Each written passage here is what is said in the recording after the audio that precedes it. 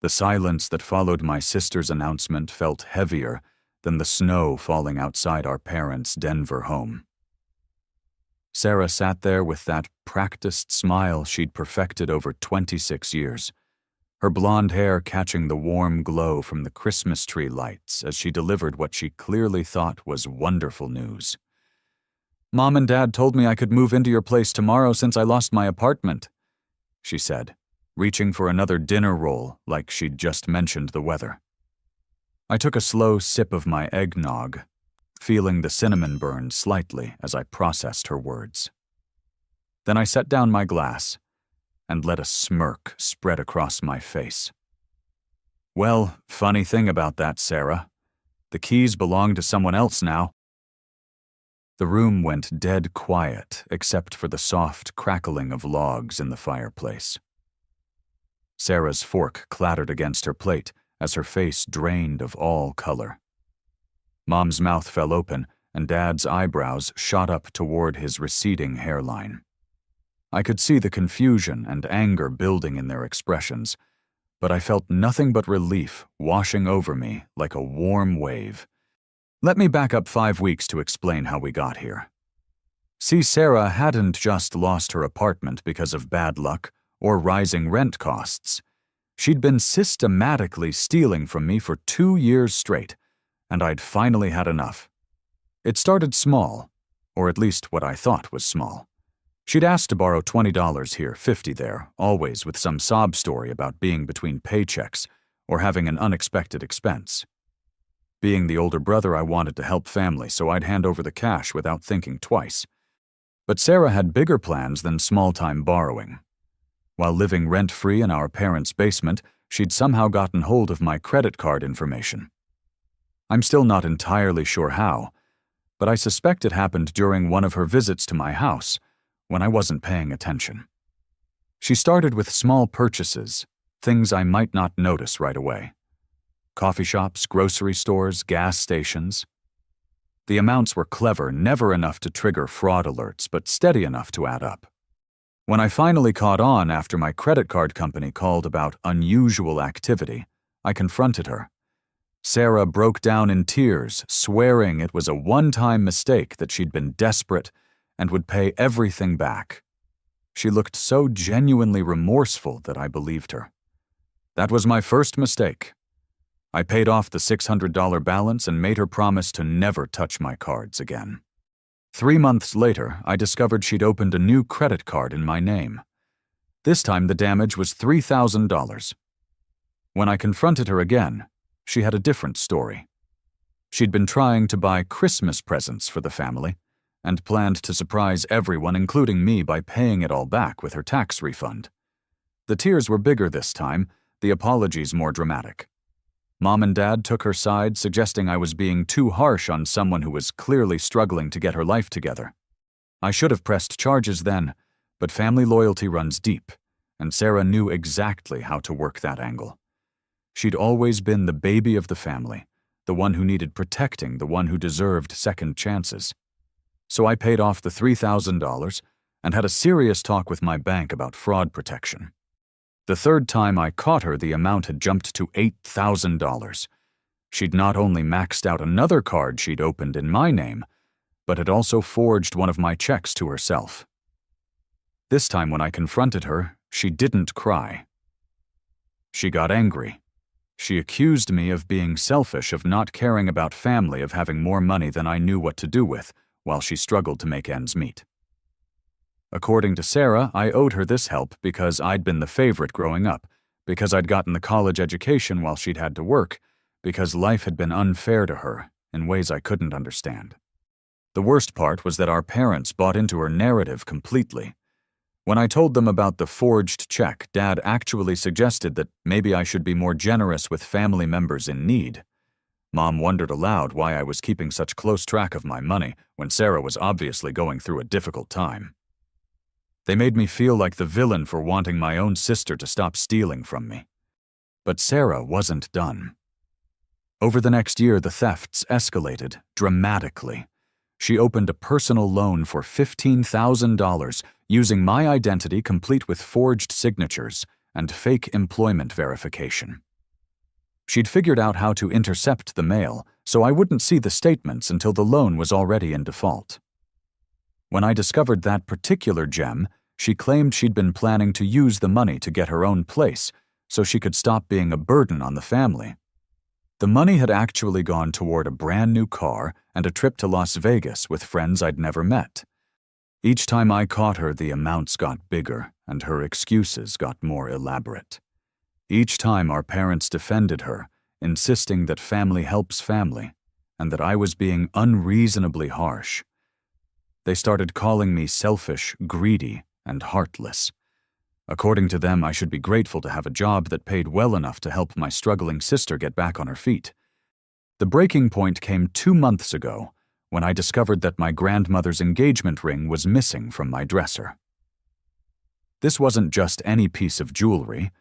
Grandma Rose had specifically left it to me in her will, because I was the first grandchild to get engaged, even though that engagement had ended years ago. The ring was worth about $12,000, but its sentimental value was priceless. It was a 2-carat diamond, set in platinum, crafted in 1943, when my grandfather proposed before shipping out to the Pacific Theater.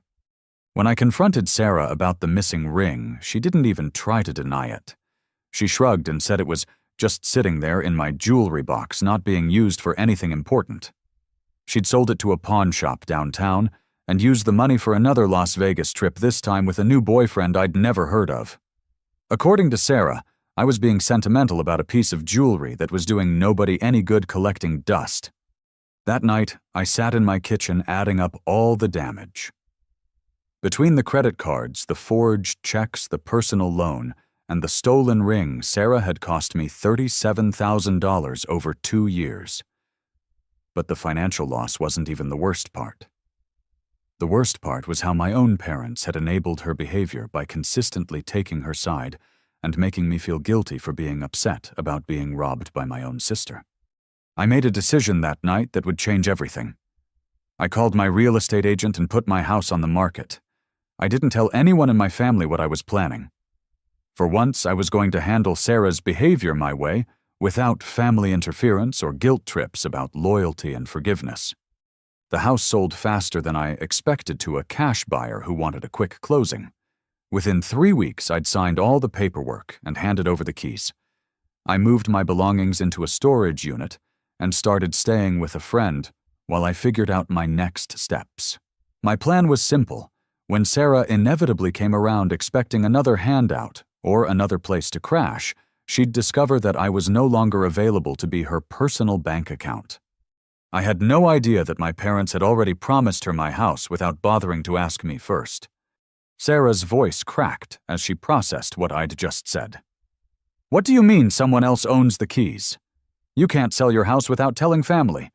We had an agreement." "What agreement?" as I asked, cutting into my ham with deliberate calm.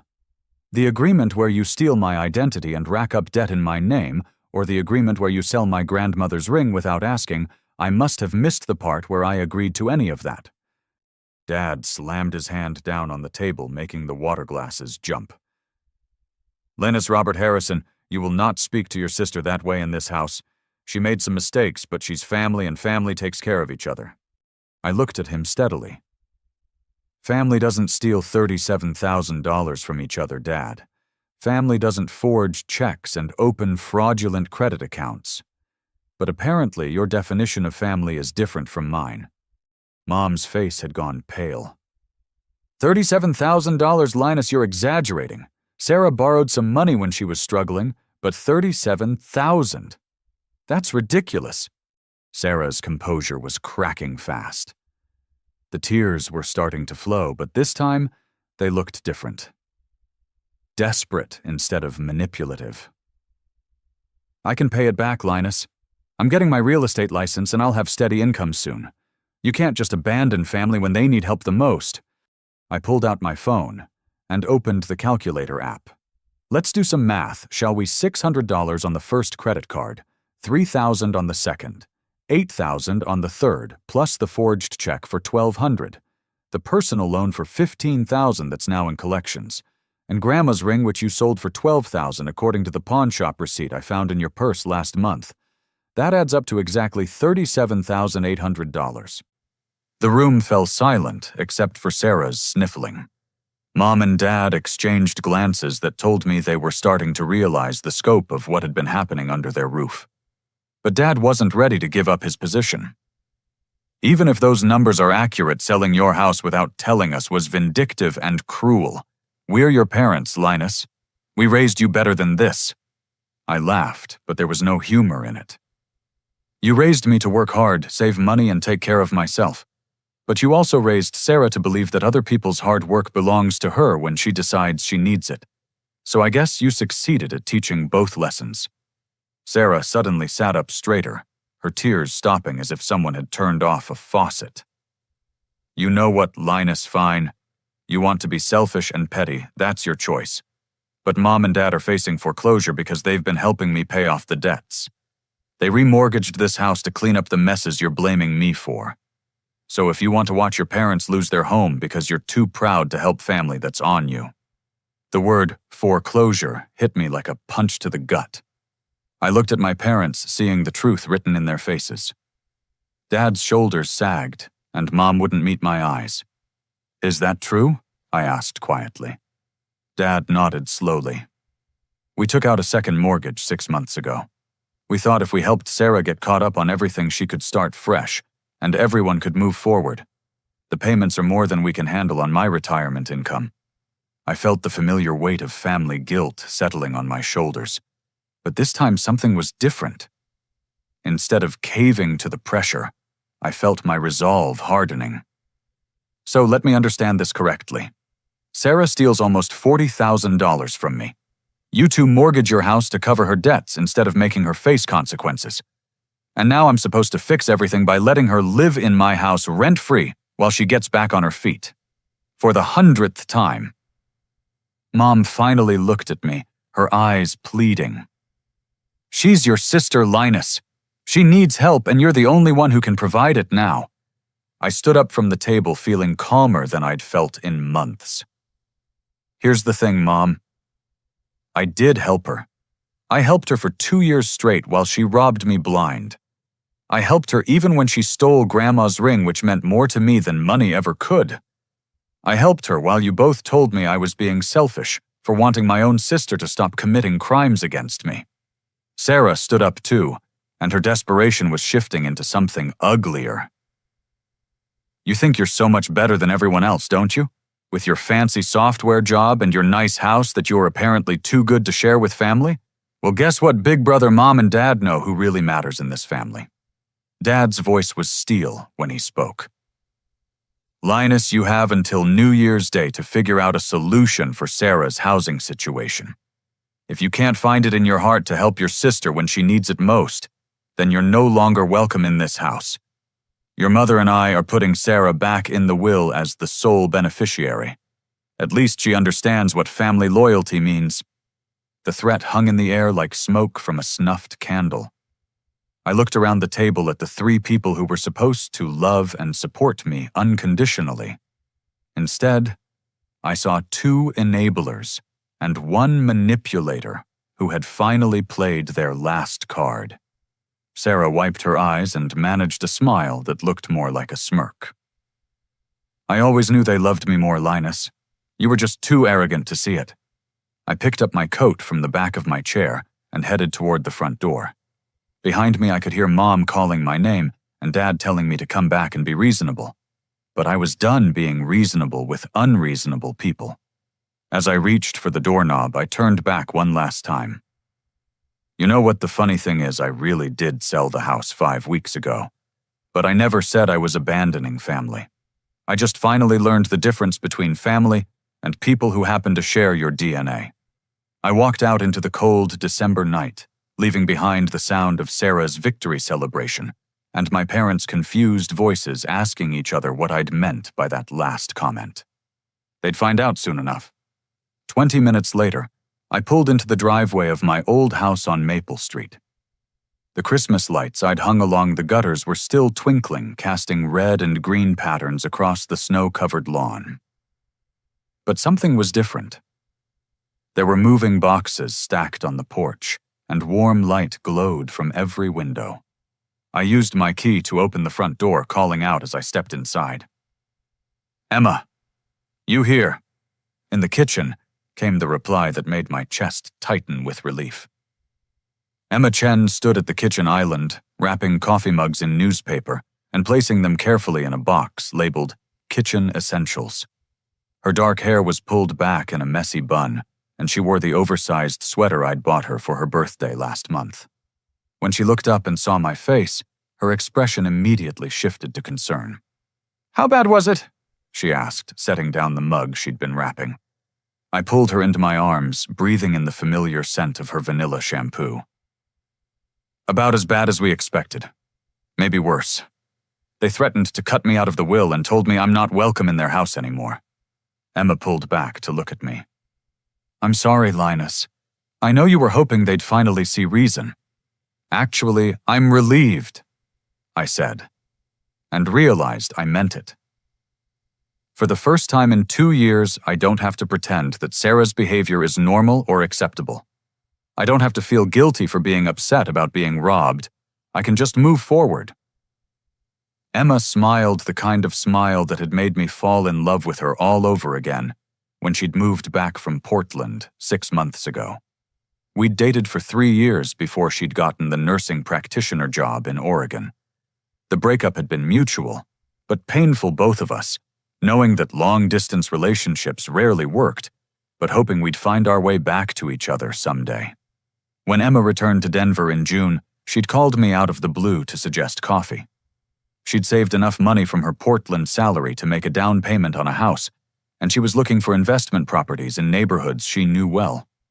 I'd mentioned my situation with Sarah during that first coffee meeting, and Emma had listened with the kind of focused attention that reminded me why I'd fallen for her in the first place. "You know," she'd said after I'd finished explaining about the stolen money and my parents' enabling behavior, "I've been looking for a house in your neighborhood. If you ever decide to sell, I'd be interested in making an offer." At first, I'd thought she was just being polite. But over the following weeks, as Sarah's thefts escalated and my family's pressure intensified, the idea started making more sense. Emma had always been practical about money and real estate. She understood investment potential, and she'd seen firsthand how beautiful my neighborhood was during the years we'd dated. When I'd discovered the missing engagement ring and finally decided I was done enabling Sarah's behavior, I'd called Emma to ask if her offer was still open. Not only was she still interested, but she was ready to make a cash offer that would allow for a quick closing. "There's something else," she'd said during that phone call. "I've been documenting everything you've told me about Sarah's financial crimes. I have a friend who works in financial investigations, and she thinks there might be grounds for criminal charges if you decide to go that route." I'd been skeptical at first. Sarah was manipulative and selfish, but a criminal. The idea seemed extreme until I really started thinking about the scope of what she'd done. Identity theft, check, fraud, loan fraud. These weren't just family disputes, they were actual felonies. The documentation could be useful, even if you never filed charges, Emma had explained. Sometimes people like Sarah only change their behavior when they realize there could be real consequences. Now standing in what used to be my kitchen, but was now Emma's, I felt a surge of gratitude for her practical approach to problem solving. While my family had been focused on emotions and guilt trips, Emma had been thinking strategically about solutions. "Did you get everything documented from tonight?" Emma asked, pulling me back to the present. I nodded. I recorded the whole conversation on my phone. Sarah admitted to taking the ring, and my parents confirmed they remortgaged their house to cover her debts. Plus, Dad explicitly threatened to disinherit me if I don't provide housing for Sarah. Emma raised an eyebrow. "That last part could actually work in your favor legally. It establishes a pattern of family coercion around Sarah's financial crimes." "There's something else," I said, remembering Sarah's final taunt. "Sarah said she always knew our parents loved her more. I think she's been manipulating them for a lot longer than just the past 2 years. Emma moved to the refrigerator and pulled out 2 bottles of beer, handing one to me. Rachel wants to meet with you tomorrow, if you're available. She's been running some preliminary background checks based on the information you provided, and she's found some interesting connections. Rachel Morrison was Emma's friend from nursing school, who'd ended up working for the Colorado Bureau of Investigation in their financial crimes division. When Emma had first mentioned bringing in outside help, I'd been hesitant. Getting law enforcement involved felt like crossing a line from family dispute to criminal investigation. But Emma had made a compelling argument.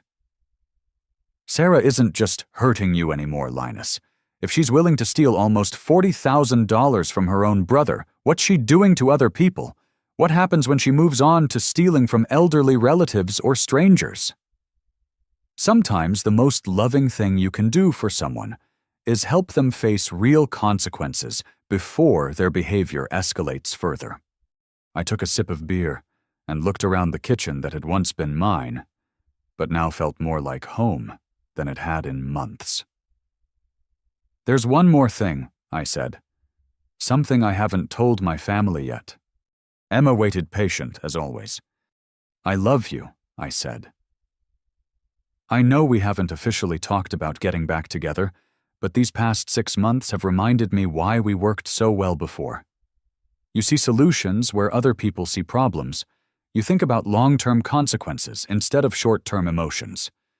You make me feel like I'm not crazy for wanting to be treated with basic respect. Emma set down her beer and stepped closer to me. I love you too, Linus.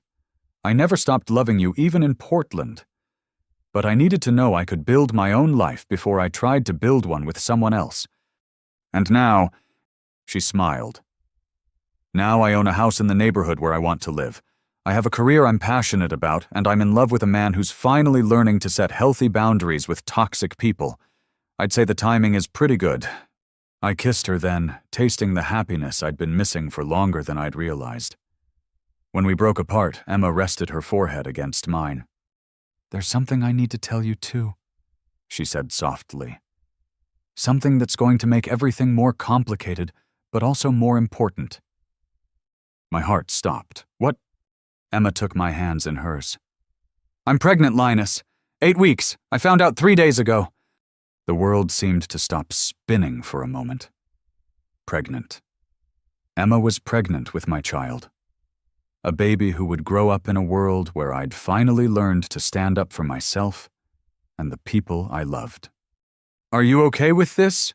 Emma asked, searching my face for clues about how I was feeling. I thought about my parents' house, where guilt and manipulation passed for love. I thought about Sarah's entitled behavior and my parents' enabling responses. Then I looked at Emma, who'd spent months helping me document crimes and build a case for justice instead of just telling me to forgive and forget.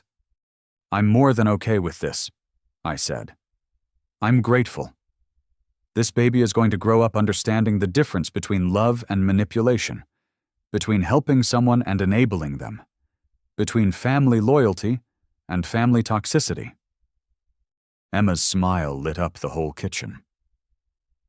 Good, because Rachel's investigation is about to get a lot more interesting, and I have a feeling Sarah's crimes go deeper than just what she's done to you.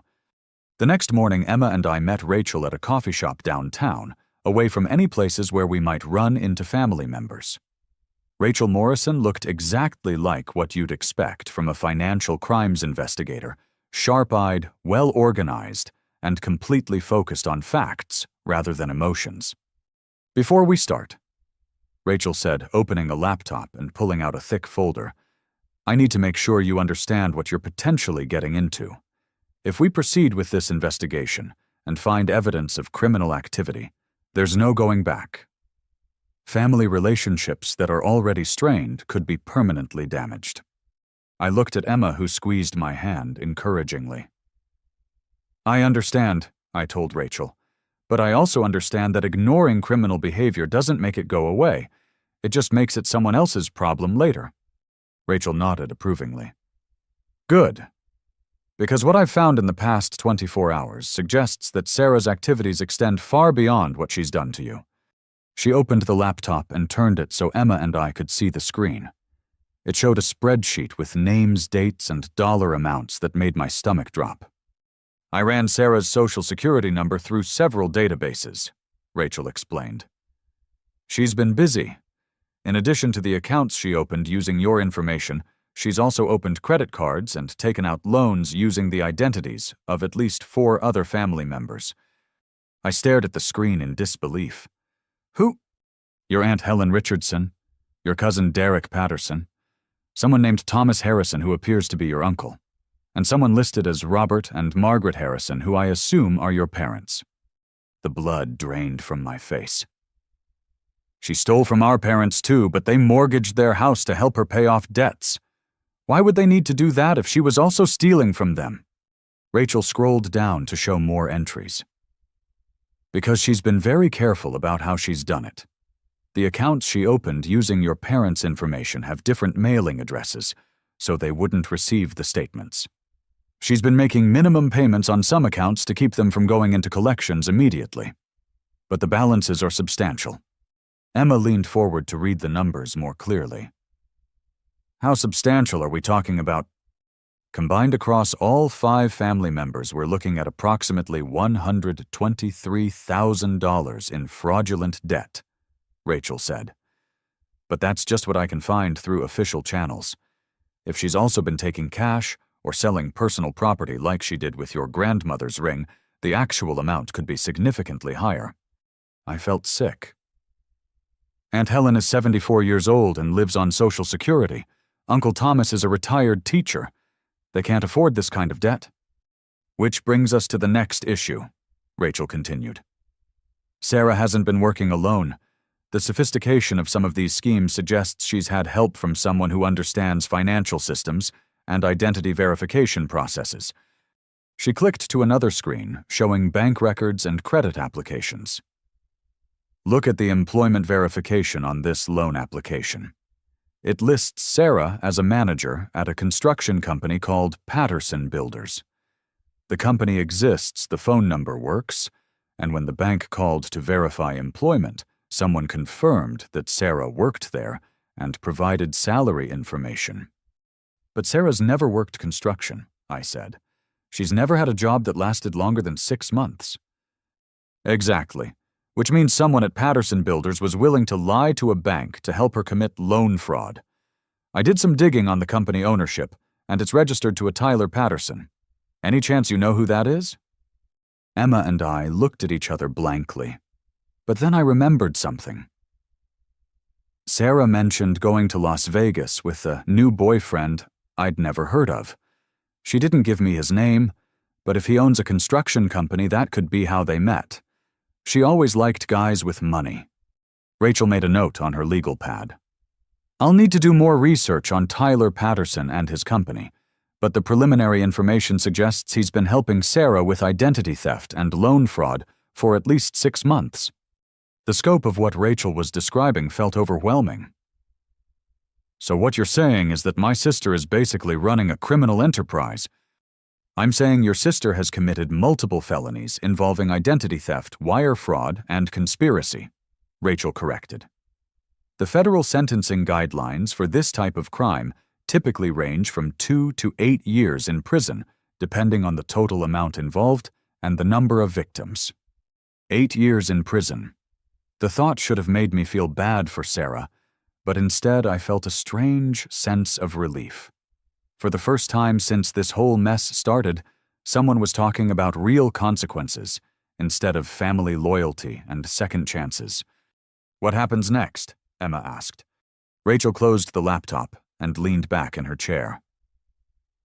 That depends on what you want to happen, Linus.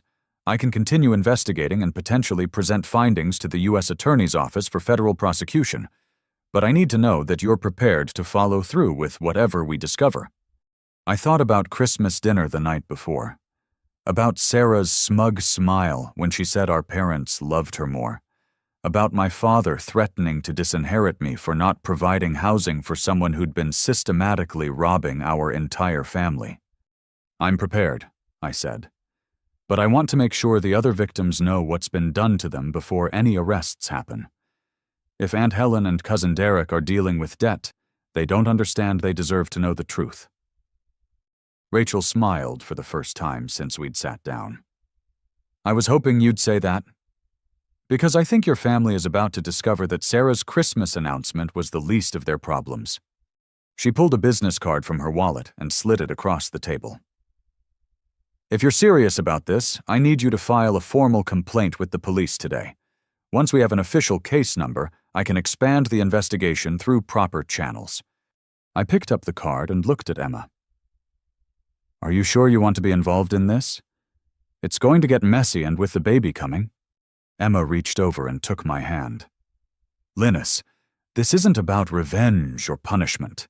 This is about stopping someone who's hurting innocent people. Your Aunt Helen shouldn't have to worry about debt collectors calling because your sister stole her identity. Your cousin Derek shouldn't have his credit destroyed because he tried to help family. Sometimes protecting the people you love means holding the people who hurt them accountable."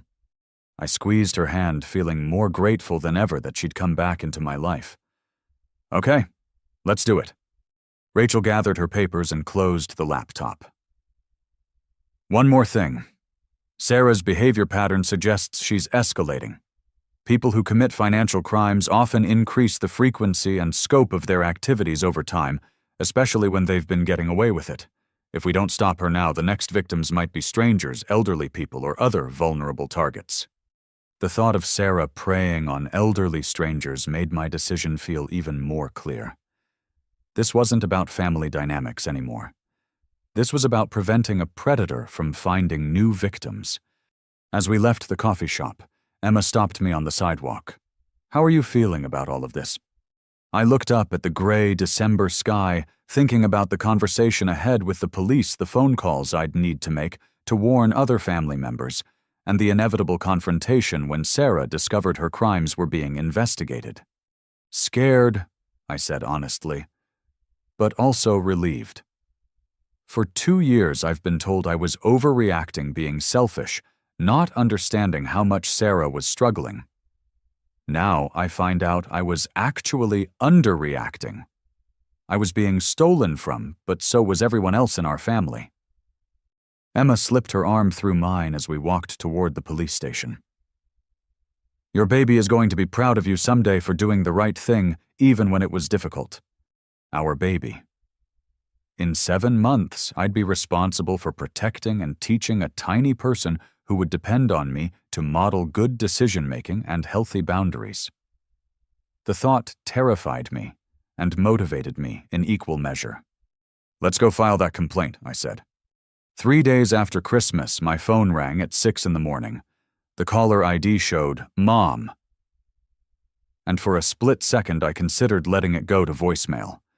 But something about the early hour made me answer. "Linus." Mom's voice was thick with tears and barely controlled panic. "You need to come home right now. Something terrible has happened." My first thought was that Dad had had another heart episode. He'd been to the emergency room twice in the past year for chest pains that turned out to be stress-related, but we all worried about the real thing happening eventually. "Is Dad okay?" I asked, already reaching for my clothes. "It's Sarah," Mom sobbed. "She's gone Linus. She took everything and disappeared."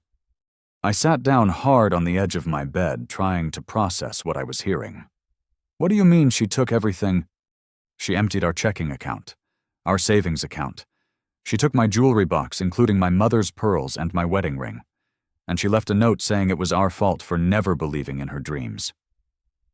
The irony was so thick I almost choked on it. Sarah had been stealing from my parents for months, while they defended her behavior to me, and now she'd graduated to robbing them directly. "How much money are we talking about, Mom?" $43,000, she whispered.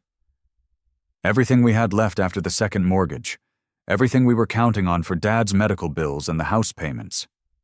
I closed my eyes, feeling the weight of family crisis settling on my shoulders, even though I'd tried to distance myself from it. "Where is she now?" "We don't know. Her room is empty. Her car is gone. She didn't answer her phone all yesterday, so we went to check on her this morning and found the note. Mom's voice broke completely. Your father is in the hospital, Linus.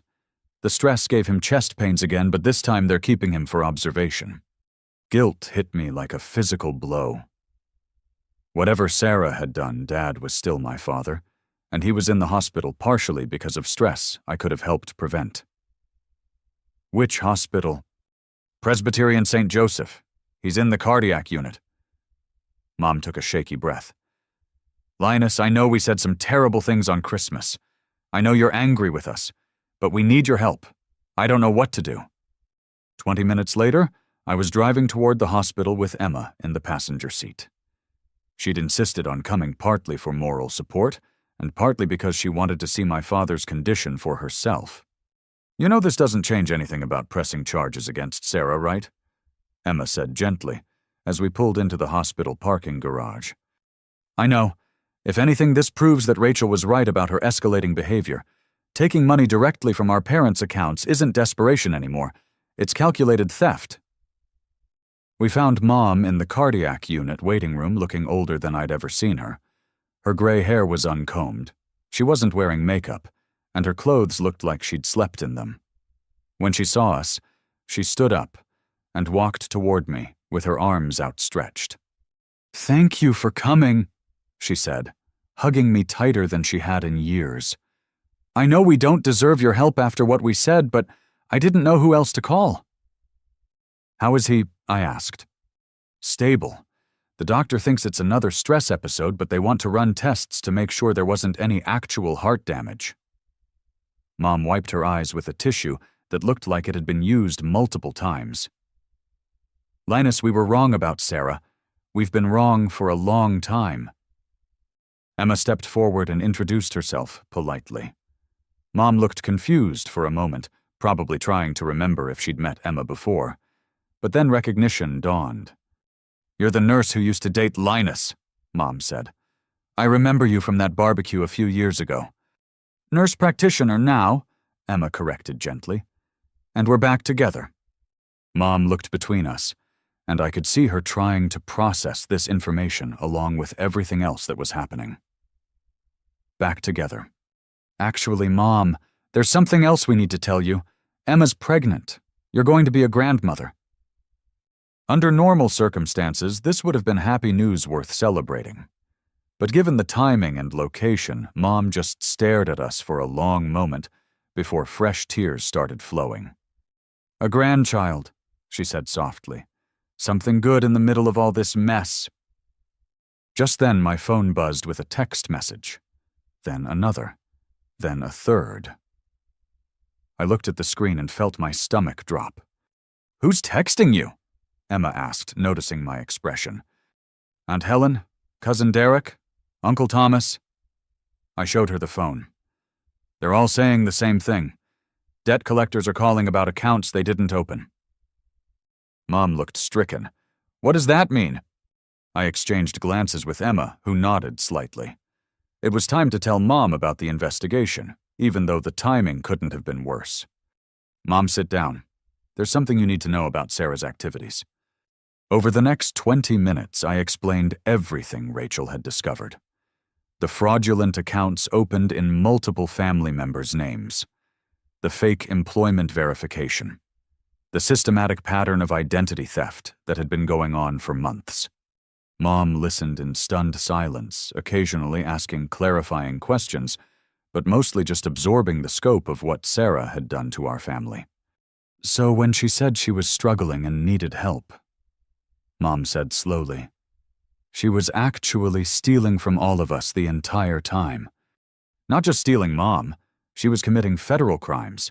Identity theft, wire fraud, conspiracy, the kind of crimes that carry prison sentences. Mom buried her face in her hands. We enabled this. We told you to be more understanding, more generous, more forgiving. We made you feel guilty for being upset about being robbed. And the whole time she was robbing us too. You couldn't have known, Emma said kindly. People like Sarah are very good at manipulation. They know exactly how to exploit family loyalty and guilt to avoid consequences. My phone rang and Uncle Thomas's name appeared on the screen. I answered immediately. "Linus, thank God," came his familiar voice. "I've been getting calls from collection agencies about a motorcycle loan for $22,000. I haven't bought a motorcycle since I was 25 years old. What the hell is going on?" "Uncle Thomas, where are you right now?" "At home." "Why?" "Don't sign anything, don't pay anything, and don't give any personal information to anyone who calls. We need to talk, but not over the phone. Can you meet us at Presbyterian St. Joseph Hospital Dad's in the cardiac unit, and we're dealing with a family emergency." "Jesus, is Robert okay?" "He will be. But there's something you need to know about Sarah." After I hung up, Emma squeezed my hand. "How many more family members do you think are affected?" "Based on what Rachel found, probably all of them. Sarah's had access to family gatherings, family addresses, family social security numbers. She could have been collecting information for months." Mom looked up from her hands. "I need to see the note she left." "What note?" "The one she left in her room. I was so upset this morning that I just grabbed it and stuffed it in my purse." Mom dug through her bag and pulled out a crumpled piece of paper. "Maybe it will help you understand what she was thinking." I unfolded the paper and read Sarah's final message to our family. "I'm sorry it came to this, but you never believed in my dreams or understood how hard it is to start over when everyone expects you to fail. I tried to make things work here, but Linus turned you against me and made it impossible for me to succeed. The money I took was for a fresh start somewhere that people don't judge me for my mistakes. Don't try to find me. I need to build a life where I can be proud of myself instead of always disappointing everyone. Maybe someday you'll understand that I was just trying to survive in a family that never really accepted me. I love you all, but I can't keep living in Linus's shadow." I read the note twice, feeling a mixture of anger and sadness. Even in her final message, Sarah was positioning herself as the victim and me as the villain. She was taking $43,000 from our parents and calling it survival. She was abandoning a family in crisis and calling it personal growth. "She's not taking responsibility for anything," I said, handing the note to Emma. "Even now she's blaming everyone else for her choices." Emma read the note and shook her head. "This actually helps your case, Linus. She's admitting to taking money and indicating that she's fleeing to avoid consequences. If Rachel can present this to a prosecutor, it shows consciousness of guilt." My phone buzzed again. This time it was cousin Derek calling. "Linus, I need help.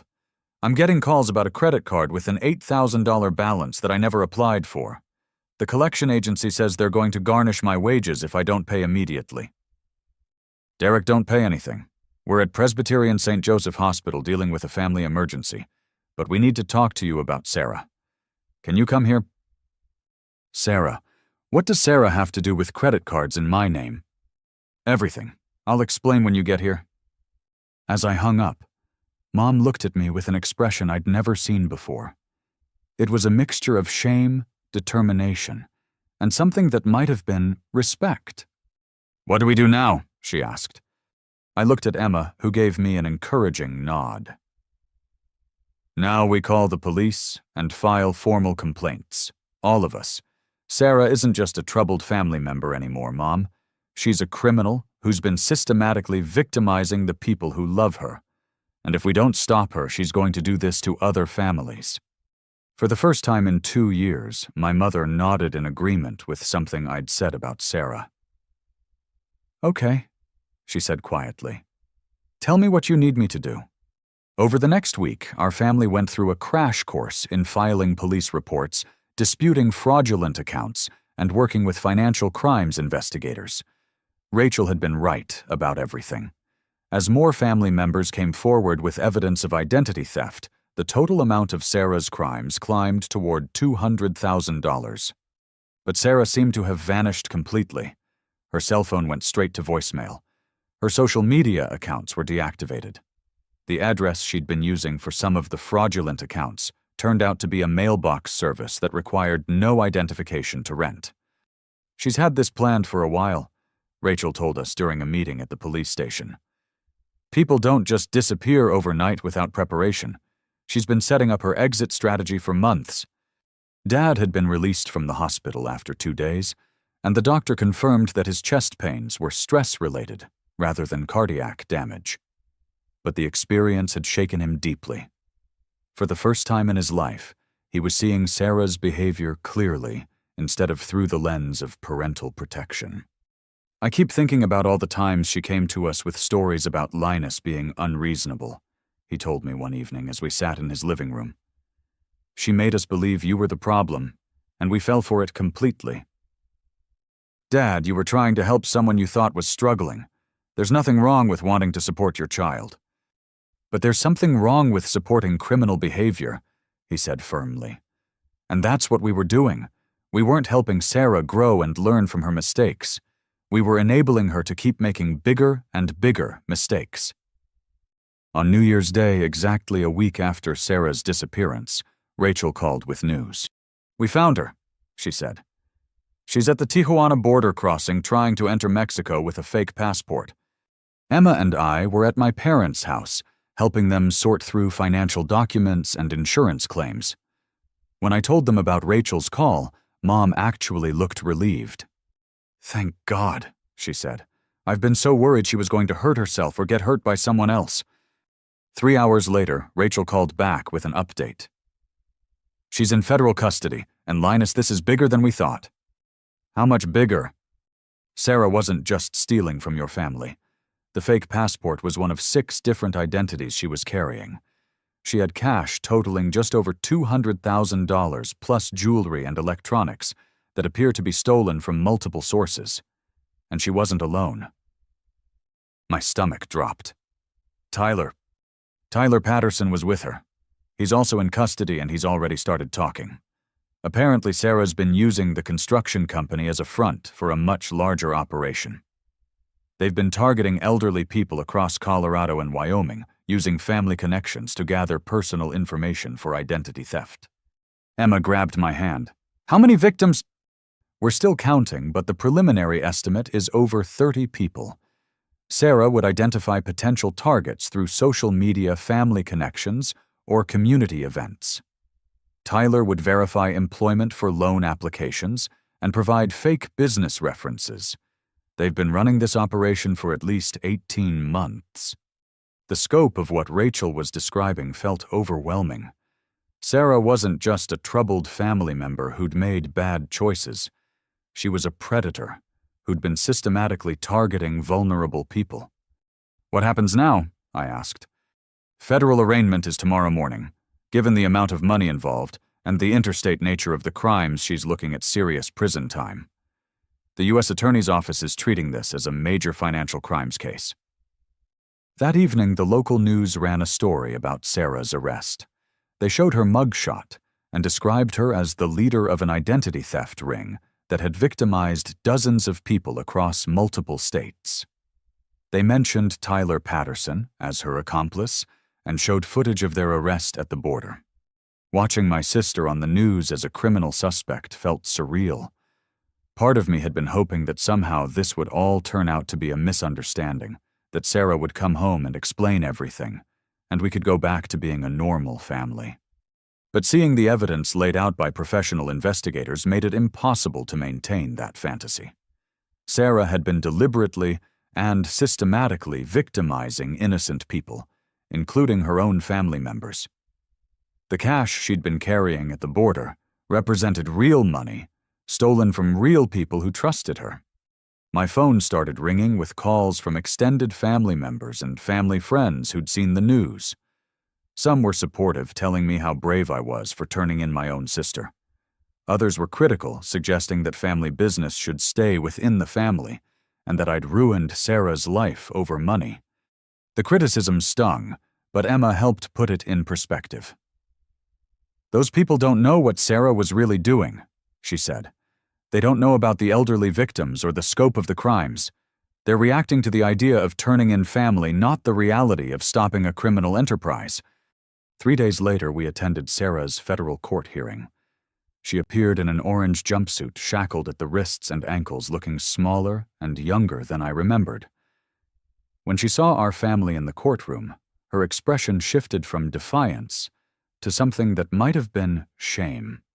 The prosecutor outlined the charges: 18 counts of identity theft, 12 counts of wire fraud, conspiracy to commit fraud, and crossing state lines with the proceeds of criminal activity.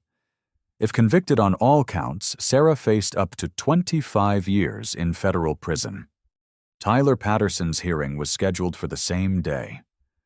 Unlike Sarah, he had accepted a plea deal in exchange for testifying against her and providing information about their victims. His cooperation had helped investigators identify dozens of people who didn't even know they'd been targeted.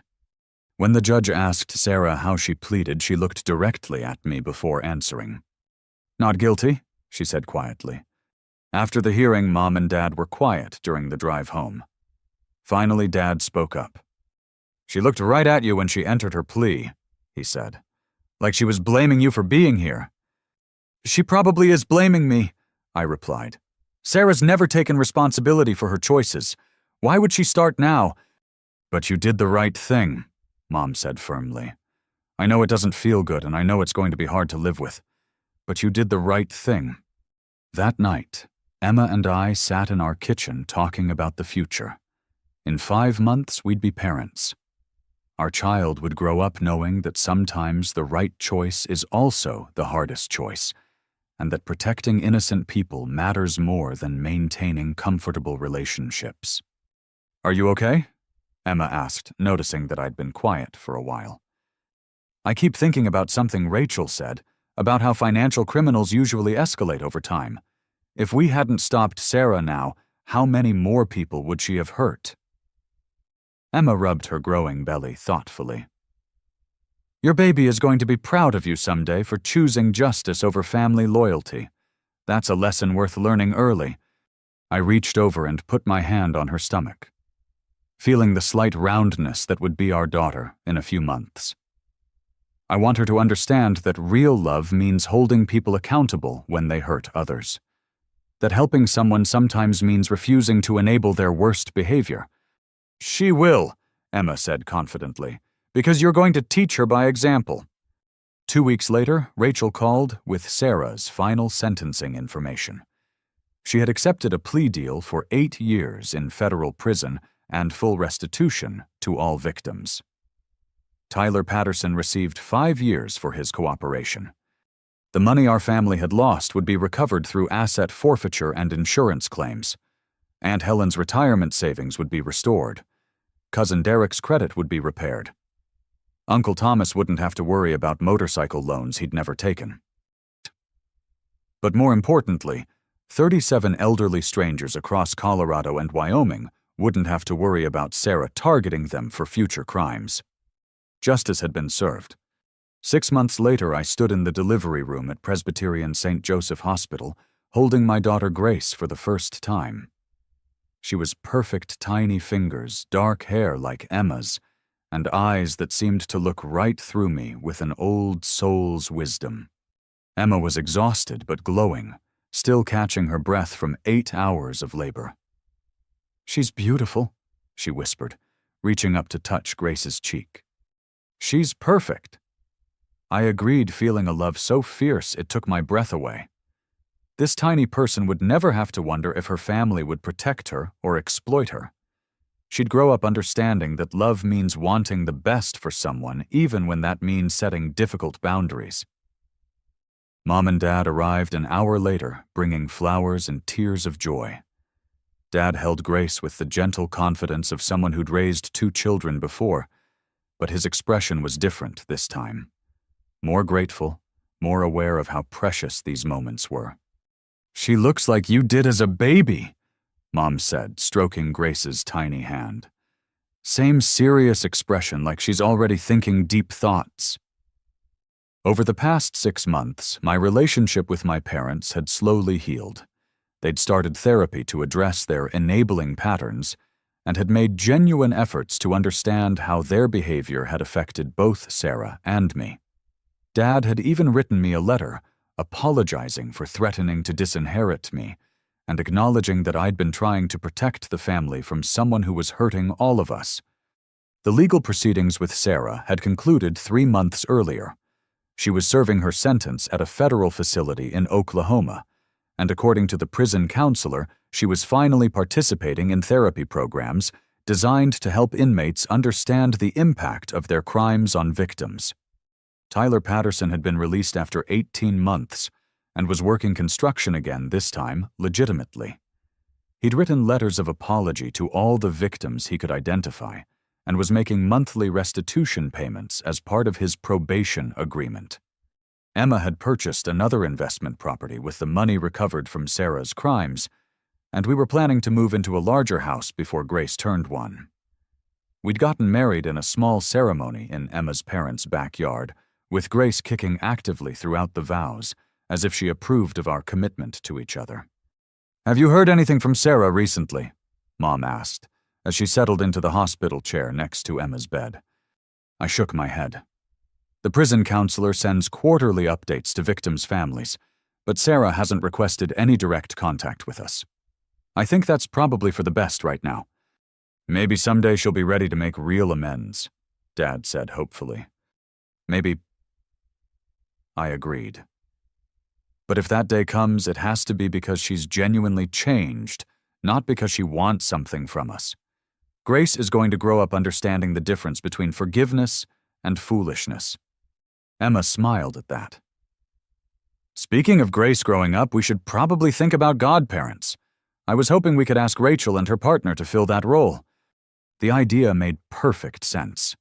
Rachel had become not just a professional ally, but a genuine friend over the past year. She'd taught us that sometimes the most loving thing you can do is refuse to enable destructive behavior even when it's difficult. I think Rachel would be honored, I said. She's exactly the kind of person I want influencing our daughter's understanding of justice and integrity. As if summoned by our conversation, Rachel appeared in the doorway with a bouquet of pink roses and a gift bag. I hope I'm not intruding, but I wanted to meet the newest member of the family. Emma invited her in, and Rachel approached Grace with the same careful attention she brought to everything else in her life. "She's gorgeous," Rachel said softly. "And she's lucky to have parents who understand that protecting people you love sometimes requires difficult choices." "Actually," I said, "we were just talking about you. Emma and I would be honored if you and Michelle would consider being Grace's godparents." Rachel's eyes filled with tears. "I would love that. Michelle is going to be so excited." As Grace slept peacefully in my arms, I thought about the journey that had brought us to this moment. A year ago, I'd been trapped in a toxic family dynamic, enabling criminal behavior because I didn't know how to separate love from guilt. Today, I was holding my daughter in a room full of people who understood that real love means wanting the best for someone even when that requires setting hard boundaries.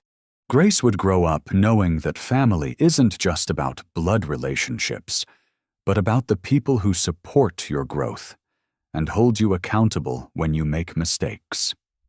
She'd understand that helping someone doesn't always mean giving them what they want, and that sometimes the most loving thing you can do is refuse to participate in someone else's destructive choices. "What are you thinking about?" Emma asked, noticing my contemplative expression. "I'm thinking about the kind of person I want Grace to become," I said. "Strong enough to stand up for herself and others, wise enough to recognize manipulation, loving enough to help people genuinely change, but smart enough not to enable bad behavior." "She'll learn all of that from watching you," Dad said quietly. "You showed all of us what real strength looks like this year." I looked down at Grace's peaceful face and made a silent promise. She would never have to choose between family loyalty and personal integrity. She would grow up understanding that the two weren't in conflict, that real family loyalty meant protecting everyone from those who would exploit trust and love for personal gain. "You know what?" I said to everyone in the room. "I think Grace is going to change the world someday. She's starting life surrounded by people who understand the difference between love and manipulation, between help and enabling, between family loyalty and family toxicity." Emma reached over and squeezed my free hand. I think you're right. And I think she's going to be proud of the choices we made to give her this kind of foundation. As the sun set outside the hospital window, I realized that sometimes the most important thing you can give a child isn't material security or family connections, but the knowledge that they deserve to be treated with respect and honesty by the people who claim to love them. Grace stirred in my arms and opened her eyes, looking up at me with that same serious expression Mom had noticed earlier. In that moment, I felt like she was seeing straight into my soul and approving of what she found there. "Welcome to the world, little one," I whispered. "You're going to have an amazing life." Have you ever had to choose between family loyalty and doing what's right? How did you find the strength to stand up for yourself when people you loved were asking you to accept unacceptable behavior? I'd love to hear your thoughts in the comments below. If this story resonated with you, please give it a like and share it with someone who might need to hear about the importance of healthy boundaries in family relationships. And if you enjoyed this video, don't forget to subscribe for more stories about overcoming family manipulation and building authentic relationships based on respect rather than guilt. Remember, real love never asks you to accept being mistreated. Sometimes the most loving thing you can do is refuse to enable someone's worst behavior, even when they're family. Thank you for listening, and I hope this story helps you find the courage to protect yourself and the people you care about from those who would exploit your loyalty and kindness.